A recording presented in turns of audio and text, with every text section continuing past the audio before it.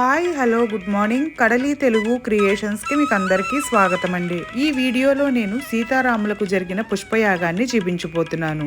మీలో ఎవరైనా మొదటిసారి నా వీడియోస్ని చూస్తున్నట్టయితే తప్పకుండా సబ్స్క్రైబ్ చేసుకోండి. శ్రీ పుష్పయాగ మహోత్సవం నిజానికి దేవతామూర్తుల కళ్యాణ మహోత్సవం అనంతరం రాత్రి వేళలో నిర్వహించే అతి పవిత్ర కార్యక్రమం. భక్తులకు స్వామి అమ్మవార్ల అనుగ్రహం నిండుగా అందించే దివ్య కార్యక్రమాన్ని శ్రీ పుష్పయాగం అని పిలుస్తూ ఉంటారు. నిజానికి చాలా మందికి శ్రీ పుష్పయాగం అంటే ఏమిటో పూర్తి స్థాయిలో అర్థం కాని పరిస్థితులు కూడా ఉన్నాయి. ముఖ్యంగా ఏ దంపతులైనా స్వామివారి కళ్యాణంలో పాల్గొన్నా లేకున్నా శ్రీ పుష్పయాగంలో మాత్రం పాల్గొనాలట.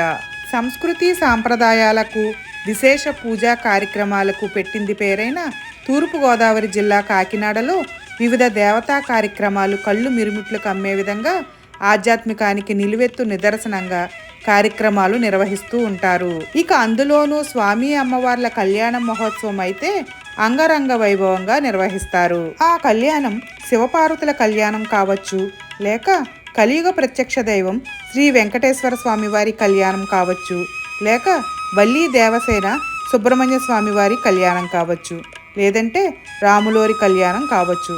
ఇలా ఏ కళ్యాణమైనా రమణీయంగా ఈ ప్రాంతంలో జరుగుతూ ఉంటుంది. ఎక్కువగా భక్తులు కళ్యాణంలో పాల్గొంటారు కానీ శ్రీ పుష్పయాగంలో పాల్గొనరు. నిజానికి భక్తులు కోరిన కోరికలు నెరవేరాలన్నా, భగవంతుడు ఆశీస్సులు పొందాలన్నా శ్రీ పుష్పయాగంలో పాల్గొంటేనే అందుతాయని అర్చక స్వాములు తెలియచేస్తున్నారు. శ్రీ పుష్పయాగం అంటే కళ్యాణం అనంతరం స్వామి అమ్మవార్లకు నిర్వహించే కార్యక్రమం. వివిధ రకాల పుష్పాలతో పాన్పును అలంకరించి మధుర పదార్థాలను నైవేద్యంగా సమర్పించి స్వామి అమ్మవార్లకు పవలింపు సేవ చేస్తారు. ఈ కార్యక్రమాన్ని తిలకించిన భక్తులకు స్వామి అమ్మవార్ల ఆశీస్సులు లభిస్తాయని భక్తుల ప్రగాఢ నమ్మకం. స్త్రీల సౌభాగ్యం కోసం అనేక పూజా కార్యక్రమాలు నిర్వహిస్తారు.